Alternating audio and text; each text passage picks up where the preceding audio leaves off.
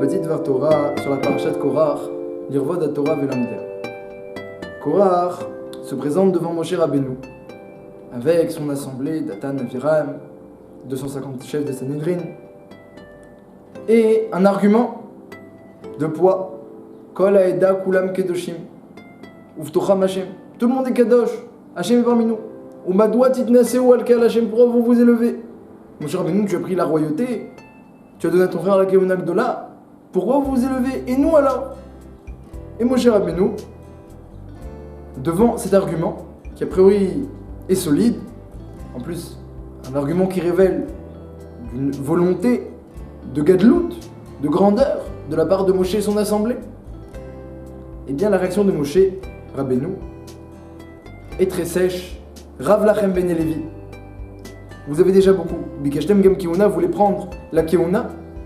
Moshe Rabbeinu repousse cette demande fermement. Et là, la question c'est pourquoi? Une demande de Ruchniout, une volonté de grandir.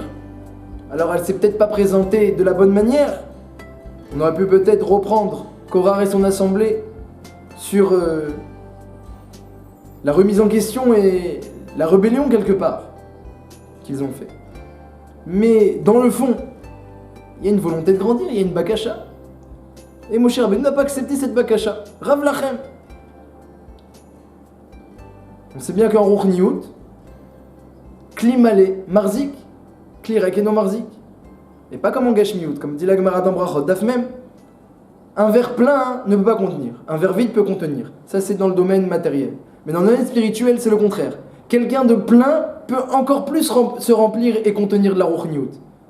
Mais quelqu'un qui est vide de spiritualité ne peut pas contenir encore plus de spiritualité. Exactement le contraire que dans le monde matériel, lorsqu'on prend un verre d'eau par exemple. Voilà ce que dit la Gemara. Et donc si Korach se présente et veut plus de spiritualité, de grandeur, et veut même la Keuna Gdola, bien Moshe Rabbeinu aurait pu percevoir ça du bon œil et entendre cette volonté. Il les a repoussés complètement.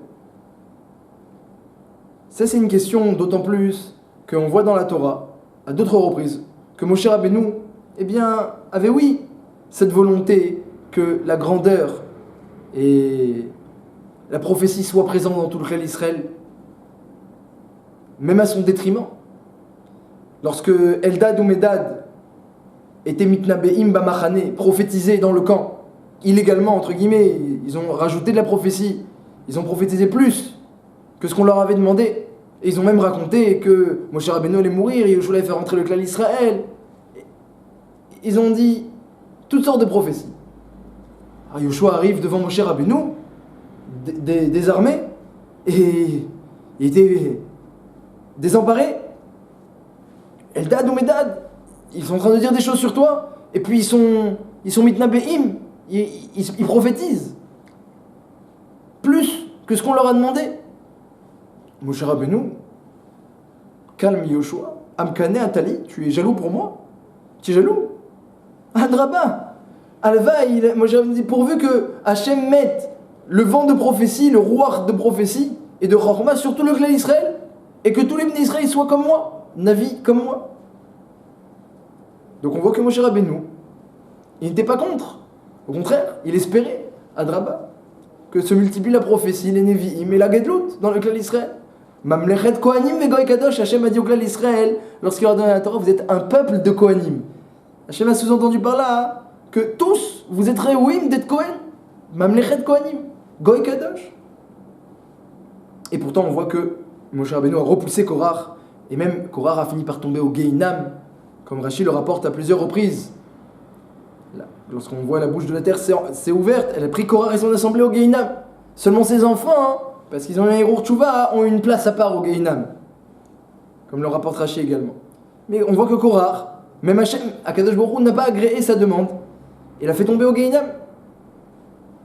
Comment comprendre cette contradiction dans le domaine des ambitions, dans la spiritualité? Alors comme on l'a dit, le Maharsha, dans la Gemara Brachot daf mem, explique que en Ruchniout, dans le domaine du spirituel, un verre plein peut contenir. Alors dans le domaine matériel, c'est le contraire, c'est un verre vide. Dans le domaine spirituel, quelqu'un de vide ne peut pas contenir de Torah. Alors que dans le domaine matériel, au contraire, c'est un verre plein qui ne peut pas contenir plus d'eau. Le Maharaja explique que Akadosh Baruch Hu, en lo makom, en lo gvul. Il n'a pas un endroit précis, Hachem, il n'a pas de limite. Hachem est illimité, il ne peut pas être contenu dans un endroit, au contraire. Au contraire, c'est lui Mekomo Shel-Olam, dit le Maharaja. C'est Hachem qui est l'endroit du monde. Il n'a pas un endroit à lui dans le monde, sauf le Beth Amikdash, et même ça, c'était une exception, Moshe Rabbeinu. Lorsqu'Hachem lui a dit la construction du Beth Amikdash, la Shrina qui descend, il est tombé en arrière. Aval, sans rentrer dans cette exception-là, Akadosh Baruch Hu n'a pas un endroit à lui dans le monde. Au contraire, il est lui-même l'endroit du monde. Il a pris un petit bout, un petit endroit de lui-même, comme le rapporte le Harizal au début de Etzraï, un endroit de lui-même, il a laissé un petit point, un petit endroit où il a créé l'espace-temps, les mondes supérieurs, le monde inférieur, jusqu'au monde de la matière. Donc il est lui-même l'endroit du monde, Akadosh Baruch Hu. Il est illimité. Donc lorsque quelqu'un veut contenir de la spiritualité, de la présence d'Hachem, de la Torah d'Hachem, eh bien ça va se poser un petit problème. De l'illimité, mettre de l'illimité dans un corps limité, dans une personne limitée, c'est très difficile.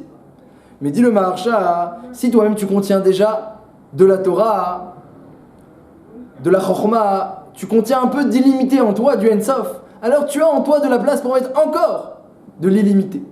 Mais quelqu'un qui est vide de toute spiritualité, alors il ne pourra pas contenir de la Torah très vite. Oh, c'en est trop pour moi, j'ai pas de place.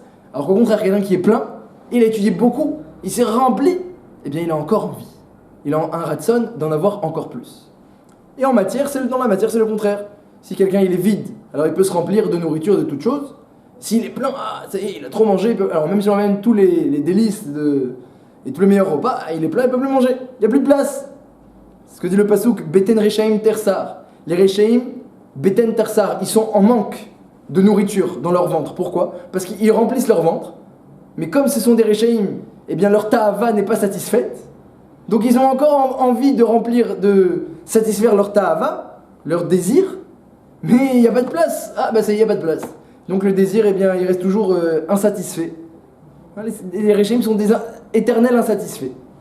Parce que leurs ta'avot sont grandes et la place est limitée. Ça, c'est dans le domaine matériel. Et inversement dans le domaine spirituel. Et donc, on peut maintenant comprendre ce que dit le Rambam. Le Rambam dit qu'il y a deux nefashot, deux niveaux d'âme dans l'homme. Deux niveaux de vie d'âme. Nefesh. Il y a l'âme spirituelle, nefesh sikhlit, et l'âme matérielle, nefesh behemit, l'âme bestiale. Et eh bien les deux ne fonctionnent pas pareil. Le nefesh sikhlit, elle a aussi une volonté, une ambition, et des envies, et même un profit. Mais rien à voir avec le nefesh behemi, l'envie de l'âme bestiale. L'âme spirituelle, eh bien sa volonté est fine, noble, élevée. Quelqu'un qui est élevé, eh bien il a goûté à l'élévation, il a vu c'est quoi la grandeur, la noblesse, la spiritualité. Alors il a envie encore, mais c'est pas une tchouka, un désir, et c'est pas un feu, une excitation, c'est pas ça. C'est tellement beau, c'est tellement grand, c'est tellement noble, c'est tellement bon d'être élevé. J'ai envie encore de l'élévation, encore de la grandeur, encore de la noblesse. Alors que Nefesh Behemi, l'âme bestiale, elle a le désir, elle est excitée, elle est insatisfaite, elle est parassasiée, elle est énervée. Oh, ça c'est le Nefesh Behemi. Et le Nefesh Sikhli. Comme ça explique le Rambam dans Shmona Prakim Perek Aleph. Explique Rabbeinu Yona que à 120 ans, lorsque l'âme quitte le corps, eh bien elle continue à avoir encore envie. Et si l'âme spirituelle, l'âme intellectuelle, Nefesh Sikhlit, eh bien a pris le dessus, alors il y aura une envie d'élévation, une envie de grandeur, de noblesse. Et ça, dans les mondes spirituels, dans les mondes supérieurs, eh bien, ce sera totalement satisfait. Ce sera même matim, ce sera harmonieux et bien reçu. Mais si, eh bien, l'âme bestiale, c'était elle le chef sur terre, c'est elle qui dirigeait l'homme, alors, après, à 120 ans, eh bien, elle aura encore envie. Envie de matière, envie de ta'avot, de désir, de feu, d'excitation, etc. Mais où je vais trouver ça ? Eh bien, il n'y a pas. Et elle est excitée. Et ça s'appelle kivrot et ta'ava. Hein. Il y a eu dans le peuple des gens qui ont désiré toutes sortes de désirs, comme le décrit la Torah dans la parachute précédente. Ils ont été enterrés, Kivrot Atahava, dans le cimetière du désir. Quel nom bizarre, le cimetière du désir, pas du tout. C'est tout à fait normal, c'est un cimetière où il y a des gens là-bas qui désirent. Le cimetière du désir. Les éternels insatisfaits, ce sera vraiment Pshuto Kemashmao, au sens propre. Ils seront éternellement insatisfaits, éternellement éprouvant du désir qui ne sera pas rassasié. Dans ce monde-ci encore, alors la matière, des fois, elle calme un peu le feu du désir, jusqu'à que le feu, recommence, et qu'on rapporte encore de la matière, et puis à la fin, il faut changer, parce que maintenant, on est complètement dégoûté. Alors, il y a la mode, et il y a toutes sortes de dérives et de déviations, comme l'explique le Ramban, dans Parashat Nitzavim, que, le Yetzara, il va de déviation en déviation, parce qu'il est éternellement dans un matzav de désir, qu'il essaie de remplir avec des choses qui ne remplissent pas vraiment, qui juste atténuent un peu le feu de l'excitation.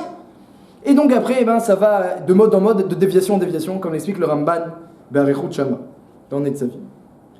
Et ça, ça continue éternellement, c'est le Gehinam. C'est le Gehinam. Et qu'est-ce que dit le Gehinam dans Perek Shira? Et c'est pas étonnant, c'est tout à fait normal. Ki izbia nefesh shokeka.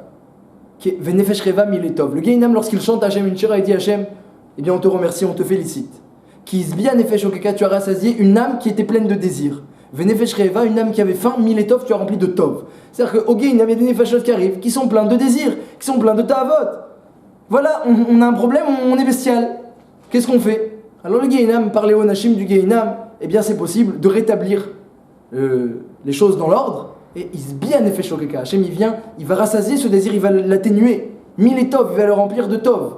À l'aider tous les Onashim et toutes les souffrances du Gehinam, de l'enfer, entre guillemets, l'âme, elle va calmer ses désirs. Évidemment, le mieux, c'est de commencer ce travail tout de suite, pour pas avoir besoin de le faire au Gehinam.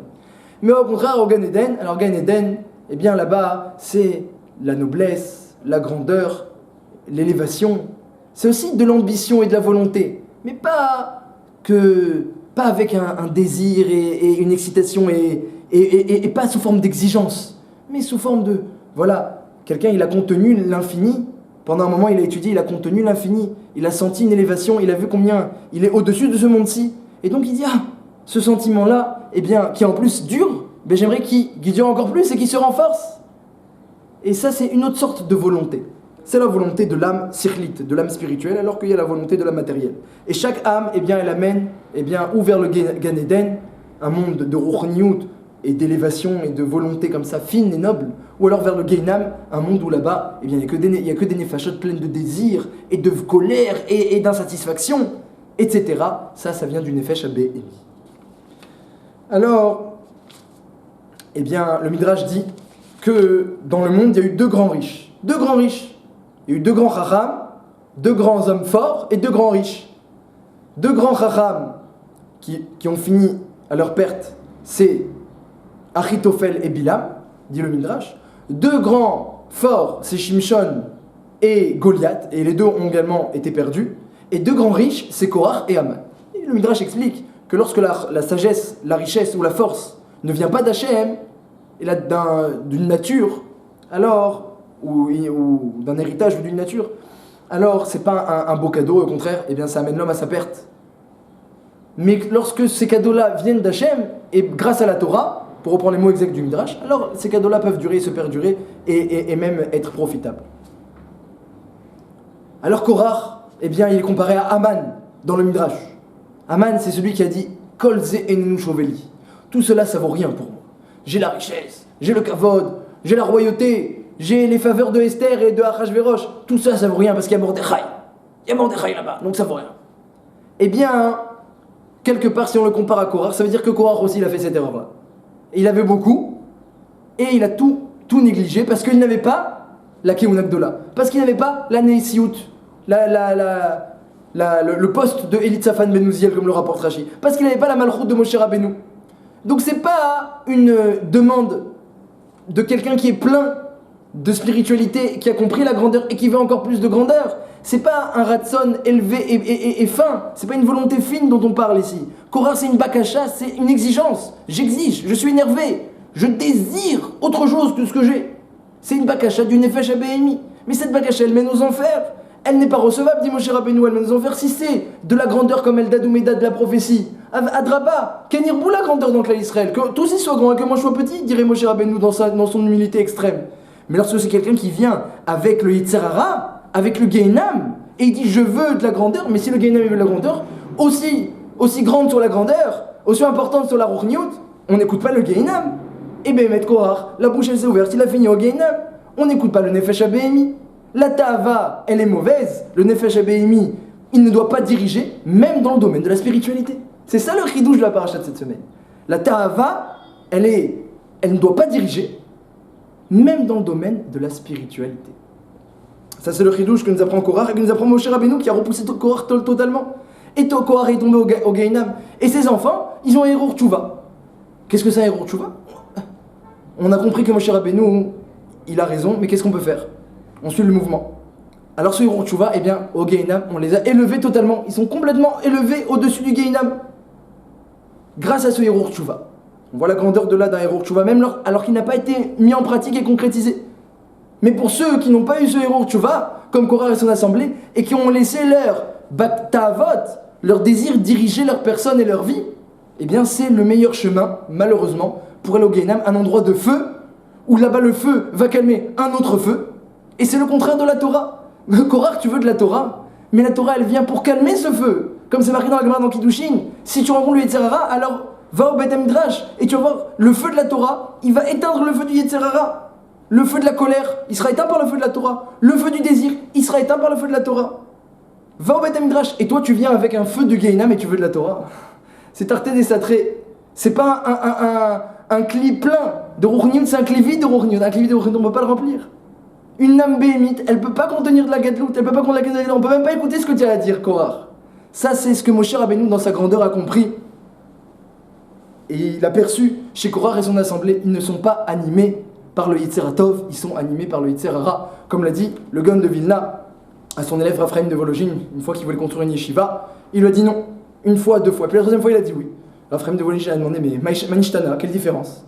Il lui a expliqué que la première fois, la deuxième fois, il est venu avec excitation, envie. Ça, c'est Yetzer Hara. On ne peut pas construire avec ça. Mais si c'est pas ton Yetzer Hara et ton désir et ton envie qui dirigent ta personne, mais que tu viens poser avec une volonté fine, adine, et une perception de la grandeur, parce qu'elle est en toi, cette grandeur, et donc tu as l'infini en toi, alors tu veux encore plus d'infini, encore plus de grandeur, alors là, c'est recevable, et on peut construire avec ça. La ta'ava ne doit jamais diriger l'homme, elle doit être utilisée avec parcimonie, comme le dit le Tomer Dévorah. Il faut savoir la maîtriser, la diriger, l'utiliser comme il faut, mais jamais qu'elle dirige nos vies. Et même dans le domaine de la spiritualité, nous apprend